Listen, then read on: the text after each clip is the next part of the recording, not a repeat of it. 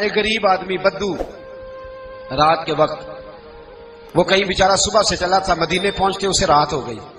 اس نے ڈرتے ہوئے نا خیمہ ہی باہر لگا لیا. جہاں رات ہوئی نا آدھی رات کو کوئی 1-2 بجے سمجھ لے پہنچا مدینے، تو اس نے باہر نے خیمہ لگا لیا. بیوی اس کی امید سے تھی، بچے کی ولادت کا وقت قریب آ گیا، بیمار ہو گئی، اس نے خیمہ لگایا. بیوی اندر ہے. حضرت عمر فاروق گشت پہ تھے رات کو، ساتھ ایک غلام تھا. حضرت عمر فاروق رضی اللہ تعالیٰ عنہ کہنے لگے وہ آگ جل رہی ہے تھوڑی سی، پتہ کرو کون ہے. تو آپ کا غلام پتہ کرنے گیا تو بدو نے ڈانٹ دیا، کہنے لگے جاؤ تمہیں کیوں بتاؤں. حضرت عمر خود گئے، کہنے لگے مسافر بھائی بتا تو صحیح. کہنے لگا جی چھوڑے، میں آپ کو کیوں بتاؤں میں کون ہوں کیسے آیا ہوں. فرمایا خیمے کے اندر سے کراہنے کی آواز آتی، کوئی درد سے چیخ رہا ہے، بتا ہمیں بات کیا ہے. کہنے لگا جی میں فلاں بستی فلاں علاقے کا ایک غریب ہوں، امیر المومنین عمر فاروق سے ملنے آیا ہوں، اور رات ہو گئی ہے تو یہاں خیمہ لگایا ہے، صبح میں ان سے مل کے چلا جاؤں گا. تو رات کو تکلیف دینا پسند نہیں کیا، تو میری بیوی امید سے تھی، اب بچے کی ولادت کا وقت قریب ہے، پاس کوئی نہیں. حضرت عمر کہنے لگے تو ٹھہر میں ابھی آیا. چہرے پہ نقاب ہے، اسے بتایا نہیں میں ہی امیر المومنین. عمر دوڑے گئے اپنی زوجہ سے، کہنے لگے اگر تجھے بہت بڑا اجر مل رہا ہو تو حاصل کرے گی. کیا کروں گی. تو کہنے لگے چل پھر میرے ساتھ، بہت بڑا اجر ہے. ایک دوست کے ہاں ولادت کا وقت ہے، ضرورت کی چیزیں ساتھ لے لو. اس عورت نے تھوڑے دانے لے لیے، گھی لے لیا. حضرت عمر سے کہنے لگی لکڑیاں اکٹھی کر لیں.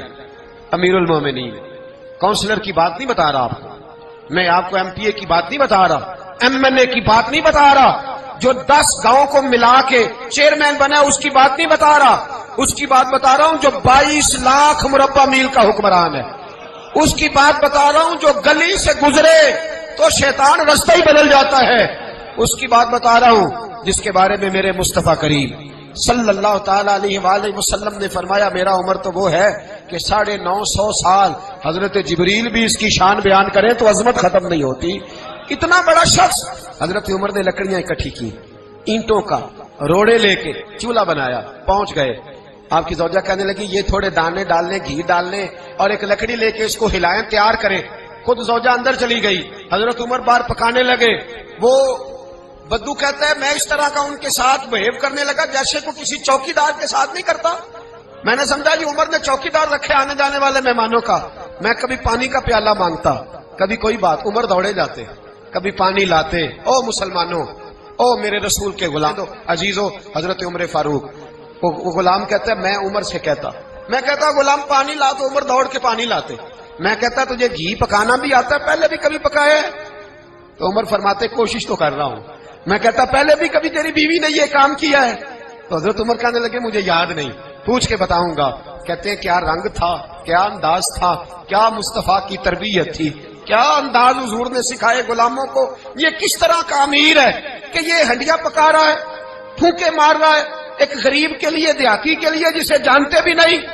اندر اس شخص کی بیوی کے ہاں بیٹا پیدا ہوا تو حضرت عمر کی بیوی اندر سے بول کے کہنے لگی امیر المومنین مبارک ہو، آپ کے دوست کے ہاں بیٹا پیدا ہوا ہے. جب کہا نا امیر المومنین مبارک ہو تو وہ شخص کہتا ہے میرے ہاتھ کانپنے لگے اور میں اس طرح دوڑا کہ میری پگڑی گر گئی.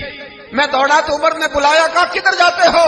کہنے لگا آپ امیر المومنین ہیں، آپ امیر المومنین، آپ عمر ہیں، کیسر و کسرا جس کے نام سے کانپے آپ وہ ہیں جسے مصطفیٰ نے دعا مانگ کے اللہ سے مانگا وہ والے عمر ہیں آپ، جس کے لیے علی المرتضیٰ فرماتے ہیں میں روز دعا کرتا ہوں وہ والے عمر ہیں، جس کے بارے میں ابو بکر صدیق نے فرمایا تھا کہ میں اللہ سے کہوں گا مولا جو تیرے محبوب کی امت کے حق میں سب سے بہتر تھا میں اسے خلیفہ بنا کے وہ والے عمر ہیں.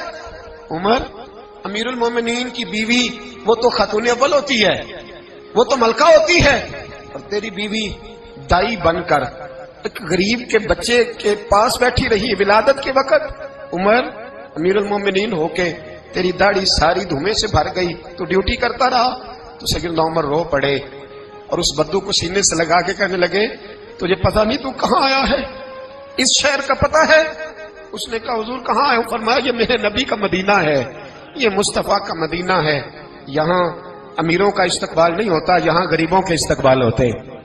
یہاں حضور نے اس اسٹیٹ پہ میرے رسول پاک نے وہ والا رنگ دیا ہے کہ اب غریب سر اٹھا کے جینے لگے ہیں، اب مزدوروں کو عزتیں ملنے لگی ہیں، اب یتیموں نے سر اٹھا لیا ہے کہ ہمارا کوئی سننے والا آ گیا ہے.